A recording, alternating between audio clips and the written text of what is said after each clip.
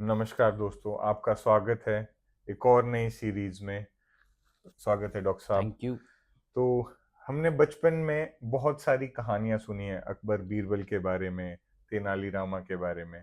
तो उसी संदर्भ में आज हम विजयनगर, आपने बहुत सुना होगा, काफी कॉमिक्स बचपन में आती थी, अभी भी काफी शोज सीरीज वगैरह इसके बारे में चलती हैं काफी, और बहुत मनोरंजक एपिसोड्स बनाते हैं ये लोग। तो आज का जो ये हमारा सीरीज है, इसका टॉपिक है विजयनगर साम्राज्य। तो स्वागत है डॉक्टर साहब थैंक फिर यू। से आपका एक बार। तो हम सीधे प्रश्नों पे आएंगे। जी। तो प्रश्न है डॉक्टर साहब, जो लोग कभी हम्पी नहीं गए, उनके लिए हम हम्पी की सिग्निफिकेंस जो है उसको इंडिया और वर्ल्ड हिस्ट्री में कैसे डिस्क्राइब करेंगे? हम्पी की significance Indian and world history के बारे में मैं थोड़ा सा ब्रॉडर पर्सपेक्टिव अभी लेना चाहूँगा, जिसमें मैं ये कहना चाहूँगा कि विजयनगर सिर्फ हम्पी नहीं था, जी। पर हम्पी आज एज वी टॉक एक बहुत बड़ा रूइंस से भरा हुआ, मतलब अलग अलग तरह की पुरानी इमारतों से भरा हुआ एक गांव है, या छोटे छोटे बहुत सारे गांव हैं। पर जो विजयनगर कैपिटल हम्पी थी, हम्म। जिसका नाम भी विजयनगर था, जी। वो भी इससे बहुत बड़ा था। जो हम्म। मतलब आज अगर जो हम देखें, जो नए नाम हैं, हॉस्पेट, अनेगुंडी, अनंत शयनगुड़ी, ये सारे यहाँ पे भी हमें अवशेष मिलते हैं। तो as far as India is concerned, देखो, विजयनगर एक बहुत ही ज्यादा यूनिक एग्जाम्पल है। जब भी मैं लोगों को, जैसे जब मैं ज़्यादा बड़ा नहीं था आर्कियोलॉजी में, जब मैं नया नया आर्कियोलॉजी सीख रहा था, मैं बैंगलोर में मैंने जॉब ली थी, क्योंकि मैं बैंगलोर से बेसिकली अपनी पीएचडी फील्ड वर्क, जो मेरे, हमने पहले के एपिसोड्स में बात करी है, रेसलिंग, मल्ल जी जी विद्या जी। के स्कल्पचर, उनको स्टडी करने के लिए अलग अलग विजयनगर के टेम्पल्स में मुझे घूमना होता था। हम्म। तो मैं क्या करता था कि थर्सडे रात को या फ्राइडे को निकल जाता था मजेस्टिक बस स्टॉप से, और मेरी एक दोस्त थी जो पूना से लोगों को लाती थी, और मैं पैसे कमाता था हम्पी दिखा के। ओके। तो मेरा क्या था कि उनको हम्पी भी दिखा देता था, like a tour guide. Tour guide बन के। फिर बाद में क्या हुआ कि मैं अकेले जाने लगा, तो मैं इंटरनेशनल लोगों को भी हम्पी दिखाने लगा। मुझे थोड़ी सी स्पेनिश और इटालियन आती है, ओके। इंग्लिश आती है, जी। तो मतलब अलग अलग लोगों को दिखाया, तो मुझे ना अलग अलग दृष्टिकोणों से दिखाना पड़ा। तो तब मुझे रियलाइज हुआ कि हम्पी की अहमियत जो है, कि सिर्फ सिर्फ हम्पी को as a history, as an archaeology नहीं दिखाता।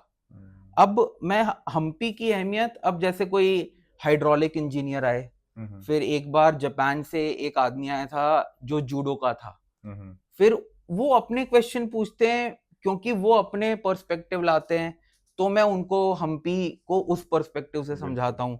फिर इंजीनियर्स आते हैं, फिर डांसर्स आते हैं, आर्टिस्टों को मैं ले जा चुका हूँ, जी। फाइन आर्टिस्ट, स्कल्प्टर्स हो गए। फिर लिंग्विस्ट, जो मतलब कन्नड़ा लैंग्वेज, कर्नाटिक म्यूजिक को स्टडी कर रहे हैं। तो मतलब मैं कहूँ तो हम्पी की अहमियत हिंदुस्तान और हिंदुस्तान के बाहर, क्योंकि हमें हम्पी में ये एविडेंस है कि कहाँ कहाँ से लोग आते थे। तो उनके फुटस्टेप्स ट्रेस करके जब यूरोपियंस आते हैं, पोर्चुगीज हो गए, इटालियन हो गए, स्पेनियर्ड्स हो गए, जी जी। फ्रेंच हो गए, या एशिया से ईरानियंस आते हैं, या कजाकी लोग आते हैं, तो उन सब के लिए कुछ ना कुछ है हम्पी में देखने के लिए, कि मतलब उनका एक कैरेक्टरिस्टिक एलिमेंट हम्पी में दिखता है। एक एंसेस्ट्रल एक यस। तो कंटेंट भी बोल सकते हम्पी का मैं बोलूँ ना, तो मैं हम्पी को एक सेंटेंस से, एक शब्द में से संक्षिप्त डिस्क्राइब में नहीं नहीं। बोल सकता, क्योंकि हम्पी हर एक के लिए अलग अलग है। अब जैसे जी। मैं as a wrestler, as an archaeologist जाऊं, तो मैं उस दृष्टिकोण से सीखा, पर क्योंकि मुझे कम से कम मैंने 2-3 हजार लोगों को दिखाया हम्पी, तो उनके दृष्टिकोणों से हम्पी देखना अलग लेवल का, मतलब मेरे लिए आई ओपनिंग एक्सपीरियंस था। बिल्कुल। तो डॉक्टर साहब दूसरे प्रश्न पे आते हैं हम। कई लोग विजयनगर को अपने जमाने का न्यूयॉर्क या दुबई कहते हैं। क्या यह बढ़ा चढ़ाकर बोला गया बयान है?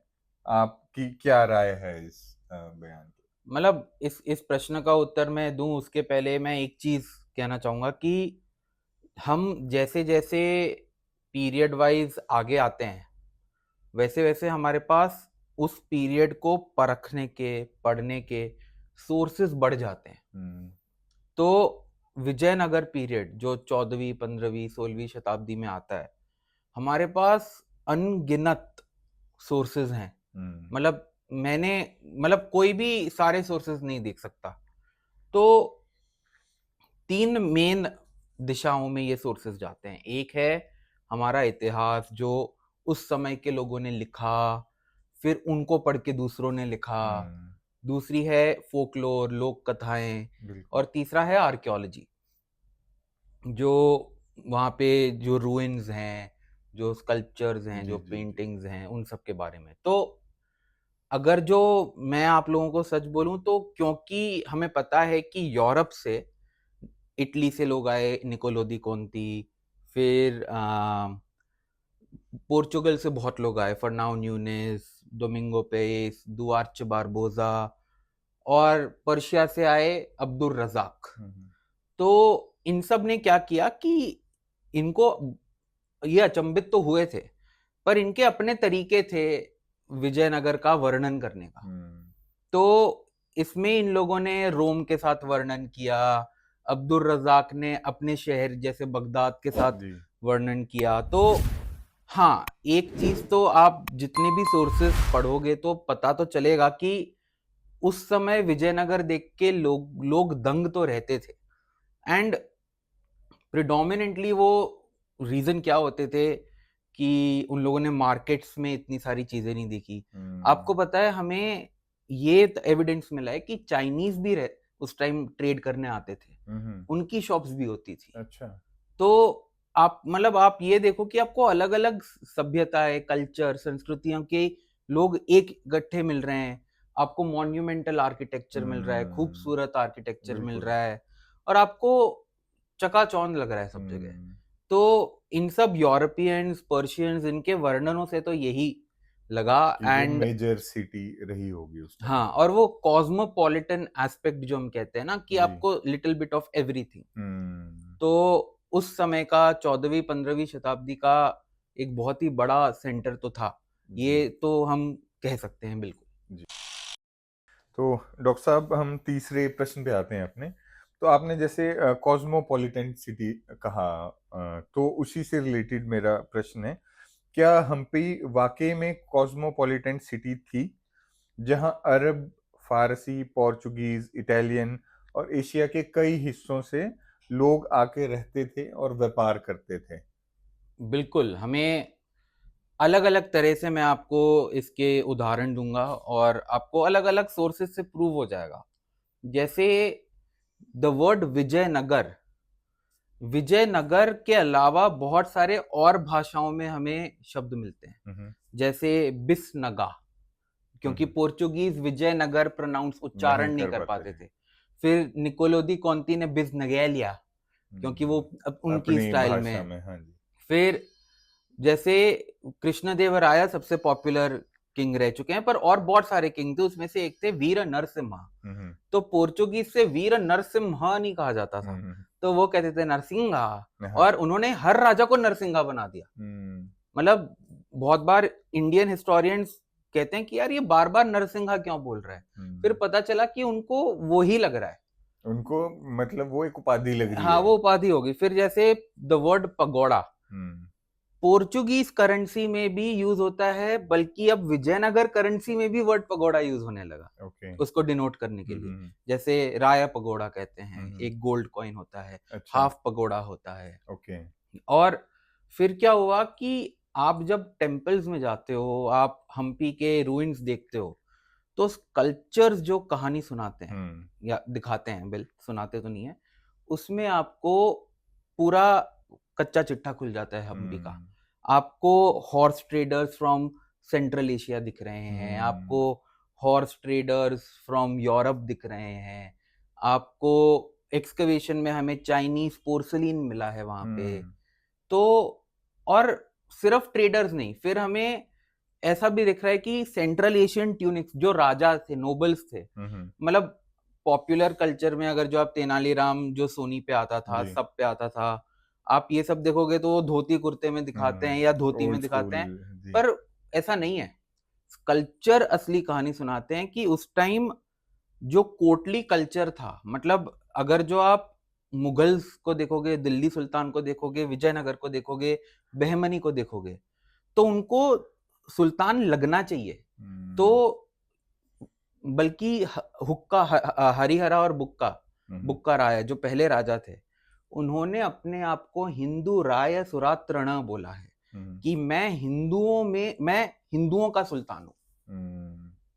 The first time we get this Hindu राय हिंदू। सुरात्रण। तो ओके। मतलब हमें दिख रहा है कि वो लोग मैच करने की कोशिश कर रहे हैं कॉस्मोपॉलिटन। हम्म। उनको दिख रहा है कि कपड़े ट्यूनिक्स जो हैं, कुल्लाई और कबाई, उनकी जो हम्म। टोपी होती है, वो उनके पड़ोसी राज्य भी वही पहनते थे, तो उनको भी वही पहनना था। हम्म। तो अलग अलग तरीके से हमें पता चलता है तो कि मतलब वो फैशनेबल भी था हाँ, मतलब और हमें वो लगता है कि पूरा ये हब। ब्लैक एंड व्हाइट है कि यहाँ पे संस्कृत शुरू होता है, वहां पे फारसी शुरू होता है। हम्म। ऐसे नहीं होता। मतलब उस टाइम का वो एक हब था, जैसे हाँ, हम मतलब अभी क्वेश्चन में भी वो आज भी देख हम रहे हैं। जैसे दिल्ली में हमें तमिल भी सुनने को मिल जाती है, बिल्कुल बंगाली सुनने को बिल्कुल। मिल जाती है, उसी को कॉस्मोपॉलिटनिज्म कहते हैं ना। बिल्कुल। तो Hampi was like that, Vijayanagara was exactly like that. तो डॉक्टर साहब, अगले प्रश्न पे आता हूं मैं अपने। आपने जैसे हमने कॉस्मोपॉलिटन बोला, बहुत सारे टाइप का बोली बोली जाती थी कपड़ों के बारे में और वो सब कुछ, तो क्या हमें कुछ ऐसे भी अवशेष मिले हैं या कुछ ऐसा भी सबूत मिले हैं जिससे पता लगे कि उन बाजारों में डायमंड और जो प्रेशियस जेम्स हैं उनका ओपन ट्रेड होता था और ये ग्लोबली मतलब वेल्दी एक एम्पायर था? ओ, ये तो बहुत ही ज्यादा इंटरेस्टिंग क्वेश्चन है एक्चुअली। अगर जो मैं प्रेजेंट में देखूं तो डिस्कवरी प्लस पे नीरज पांडे ने हम्म। और हमारे आई थिंक मनोज बाजपेयी जी। ने उनका कथन किया है। कुछ सुनौली का। सनौली के बाद उन्होंने कोहिनूर की हाँ बात जी, कही, कोहिनूर जो का उनका एक, सेकंड बिल्कुल। पार्टनरशिप जी जी जी डॉक्यूमेंट्री जी। आई है। तो आपको पता है कि विजयनगर, जैसे मैंने बोला ना, आसपास पड़ोसी सुल्तान थे, तो दक्खन कहा जाता है, जी जी जी। डेक्कन। सो दक्खनी सुल्तानों में से आए गोलकोंडा के कुतुबशाही सुल्तान। हम्म। गोलकोंडा में जो माइंस थी, हम्म। वहां के हीरों के बारे में, और कोहिनूर वहीं से था, जी। तो उन हीरों के बारे में हमें बहुत सालों तक अलग अलग तरह से वर्णन हुआ है।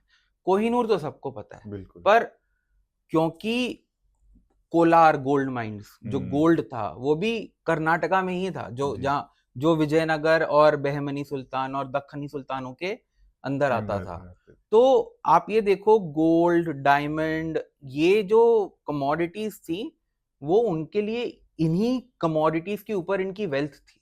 मतलब हम्म। आप देखो ना किसी के ट्रेड में कुछ करके, तो विजयनगर, अब देखो कुतुबशाही, अब क्या हुआ कि रायचूर दोआब जो था, हम्म। रायचूर दोआब में बहमनी और विजयनगर हमेशा लड़ाई करते थे, हम्म। क्योंकि रायचूर बहुत फर्टाइल था, उपजाऊ जमीन थी। सिमिलरली कुतुबशाही गोलकोंडा एक बहुत इंपॉर्टेंट सुपा थी, या आप जागीर कह लो, वतन हम्म। जागीर कह लो, जहां पे कुली कुतुब शाह, जो कुतुबशाही के सबसे पहले, जी। उनको बहमनी ने दी थी। हम्म। तो गोलकोंडा माइंस की प्रॉक्सिमिटी विजयनगर से थी, एंड वहां पे सच्ची में बहुत, मतलब अलग अलग फ्रेंच, पोर्चुगीज, फिर हमें कन्नड़ा, तेलुगु, मराठी, हम्म। इन लोकल चीजों में भी हमें पता चलता है, कि टेक्स्ट वहां में पे पता चलता है। इतना वो व्यापार हाँ, व्यापार में। बहुत था, एंड ये सब चीजें ना लोगों को दिखती थी। मतलब जो आप देखो, लोग आर्ट में आपको ये सब चीजें बहुत दिख रही हैं। हम्म। मतलब आप देखो, जो हमें सबसे ज्यादा दिखता मतलब है, वो नॉर्मल था उन वो मतलब लोगों हाँ, के उनके लिए लिए विजिबल चीजें थी। कि और अगर आप किसी चीज को पोर्ट्रे करना चाहते हैं तो वो उसको दिखाते हैं कि ये हाँ, नॉर्मल रेगुलर चीज एग्जैक्टली। है उनकी। बिल्कुल। तो डॉक्टर साहब, हमने हिस्ट्री के बारे में जाना और जैसा आपने बताया कि विजयनगर के बारे में हम इसलिए ज्यादा जानते हैं क्योंकि वहाँ काफी सारे लोग आके गए, ट्रेवल किया, और वो दौर भी ऐसा था कि काफी सारे ट्रेवलर्स ट्रेवल कर रहे थे, उन्होंने लिखा, अपनी भाषाओं में लिखा, कंपेयर किया अपनी सिटी से, उससे काफी सारी चीजें हमारी क्लियर हो जाती हैं। अब मेरा जो प्रश्न है इसके बिल्कुल ऑपोजिट है। तो जो हम्पी या विजयनगर के बारे में जो सबसे बड़ा जो मिथ है वो क्या है आर्कियोलॉजिकल, मतलब आपके हिसाब से, और आप क्या चाहते हैं कि उस मिथ को बंद किया जाए? ऐसा वो कौन सा मिथ है जो लोग सोचना बंद कर दें? एक चीज है जो मतलब मुझे हमेशा ना अंदर से मेरा खून खौलता है जब लोग विजयनगर हम्पी की बात करते थे, कि जो पॉपुलर मीडिया में जैसे दर्शाया गया है वैसा नहीं था। कि मतलब मैं आई अंडरस्टैंड कि तेनालीराम एक एक्चुअल हिस्टोरिकल फिगर थे। उन्होंने एक्चुअली विट्ठल, जो महाराष्ट्र में पंढरपुर के एक कृष्ण के अवतार हैं, विट्ठल पे उन्होंने एक कथन भी लिखा है। जी। तो तेनालीराम को कैरेक्टर बना के जो भी उन्होंने सीरीज निकाली हैं उनका अपना महत्व है, पर उन सीरीज की हिस्टोरिसिटी को मैं हमेशा क्वेश्चन करता हूँ। मतलब जेन्युइनली नहीं दिखाया मतलब वो गया है। जेन्युइन, मतलब मेरा ये है कि आप थोड़ा ज्यादा अच्छा रिसर्च करो तो आप लोगों के कपड़े, आप अपनी बैकग्राउंड सेटिंग्स, आप उनमें थोड़ा मेहनत करके ना उसको जेन्युइन दिखा सकते हो। मतलब वो उन्होंने गरीब दिखाया या वैसा दिखाया कि वो वैसे जो फॉर एग्जाम्पल मैं सब, आप कृष्णदेव राय को देख लो, राइट? वो कुल्लई और कब्बाई। अब एक चीज है, एक मिथ मैं यहाँ पे करना चाहता हूँ, जो मतलब हम कहते हैं ना कोर्टली कल्चर। अब जैसे जो राजा का कोर्ट था, राजा के कोर्ट में हर तरह के लोग थे। जैसे हमारे पास इसका भी एविडेंस है कि घोड़े घोड़े जो शुरू के राजा थे वो अरबियों से खरीदते थे। अच्छा। बट फिर अरबियों का मोनोपोली पोर्चुगीज ने तोड़ा, फिर पोर्तुगल के लोग आके बेचने लगे। तो हमें इस कल्चर में ये सब मिलता है, पर हमें लोकल राइटिंग्स में भी मिलता है ये सब। एंड उन घोड़ों के बाद में पता चला कि जो तुरुष्क कहते थे उनको, तुर्की घुड़सवार जो होते थे आर्चरी बहुत अच्छा करते थे। तो देवराय, जो मतलब कृष्णदेवराय के भी बहुत पहले के राजा थे, उन्होंने कुरान शरीफ भी रखी थी कि वो अपने सोल्जर खुद खरीदें, मर्सिनरीज, और उनसे शपथ ग्रहण करवाएं लॉयल्टी की, फॉर द क्वालिटी लॉयल्टी। हाँ। तो मतलब क्या था कि ये मुझे सबसे ज्यादा ये लगता है कि जब हम विजयनगर को देखते हैं, कुछ भी देखते हैं ना, चीजें ब्लैक एंड व्हाइट नहीं होती हैं। हर तरह के लोग हर टाइम पे होते थे। वो उस टाइम भी स्मार्ट थे, उन्होंने मतलब ट्रेड किए अलग अलग जगह से। ट्रेड किया, बल्कि तो लोग इतना कहते हैं कि इसके बारे में हम आगे भी बात करेंगे कि पुर्तगालियों का सबसे बड़ा, आप कहो तो, नेवल एम्पायर था इंडिया के पास। अच्छा। और विजयनगर उनका सबसे बड़ा क्लाइंट, क्योंकि घोड़े, आपको पता है कृष्णदेवराय की ऐसी एक कहानी है कि अगर जो घोड़ा जहाज में मर जाता था और ट्रेडर उसकी पूंछ काट के भी प्रूफ देता था ना, तो उसके भी पैसे मिलते थे। तो घोड़ों का महत्व, अरेबियन स्टैलियंस, वैल्यू, उनकी वैल्यू, मतलब इन सब छोटी छोटी चीजों में आपको पता लगती है। तो लोग कहते हैं कि विजयनगर साम्राज्य के वजह से पोर्चुगीज साम्राज्य टिका रहा, एंड जैसे ही विजयनगर का पतन हुआ वैसे बाकी के प्लेयर आ गए यूरोप के, एंड पोर्चुगीज साम्राज्य छोटा होता गया। ये एक थियरी है, मैं इस पे ज्यादा गौर नहीं करूंगा, बट ये इतनी अहमियत है, मतलब इतना इकोनॉमिकली उन्होंने सस्टेन किया होगा एंड उनको। और मैं कहूंगा कि विजयनगर में कोटली कल्चर जो था वो साइड में बहमनी के कोटली कल्चर से बहुत अलग नहीं था। विजयनगर में भी तेलुगु, तमिल, मराठी, जो व्यापार का एक फारसी केंद्र होगा, बोला जाता वहाँ था। तो सारी लैंग्वेज, बीदर में भी बोला जाता था, बीजापुर में भी बोला जाता था। तो मतलब लोग जब ब्लैक एंड व्हाइट टैग करते हैं ना चीजें, उससे थोड़ा मेरा खून खोलता है। बट हाँ, ये मिथ मैं खत्म करना चाहूंगा। हाँ, पर एक पॉइंट में इसमें मैं आपका मतलब पकड़ना चाहूंगा कि जैसे व्यापार होता है, तो व्यापार में आप दूसरे बंदे की लैंग्वेज हमेशा सीखते हो, तभी व्यापार होता है। बिल्कुल। तो ऑब्वियसली हमने तुर्की सीखी होगी, पोर्चुगीज सीखी होगी, और उन्होंने शायद उस टाइम पे विजयनगर पे जो लैंग्वेज थी वो सीखी होगी, ताकि वो आराम से ट्रेड कर सके। आज भी टूरिस्ट आते हैं तो एक स्पैनिश आया तो हमारे हिंदुस्तानी लोग स्पैनिश बोलते हैं ना। बिल्कुल, और वो भी कोशिश करते हैं थैंक यू, धन्यवाद, नमस्ते, बिल्कुल। ये तो चीजें सीखने और के लिए। कल्चर ऐसे ही तो मिश्रण होता है ना बिल्कुल कल्चर का। बिल्कुल। तो पहले एपिसोड के अंत की तरफ बढ़ते हैं डॉक्टर साहब। तो आज हमने जाना विजयनगर साम्राज्य के बारे में, हम्पी के बारे में, कैसे उस समय हम एशिया के ट्रेड के सेंटर में बैठे थे। हम वहां से बहुत सारी चीजें एक्सपोर्ट इंपोर्ट करते थे और बहुत ज्यादा महत्व था हमारे विजयनगर साम्राज्य का। हम और भी प्रश्न डॉक्टर साहब से पूछेंगे और भी चीजें जानेंगे विजयनगर के बारे में, क्यों उसका विघटन हुआ, क्या क्या चीजें उसमें और थी। तो जानने के लिए जुड़े रहिए, जल्द ही आपसे मिलते हैं। धन्यवाद।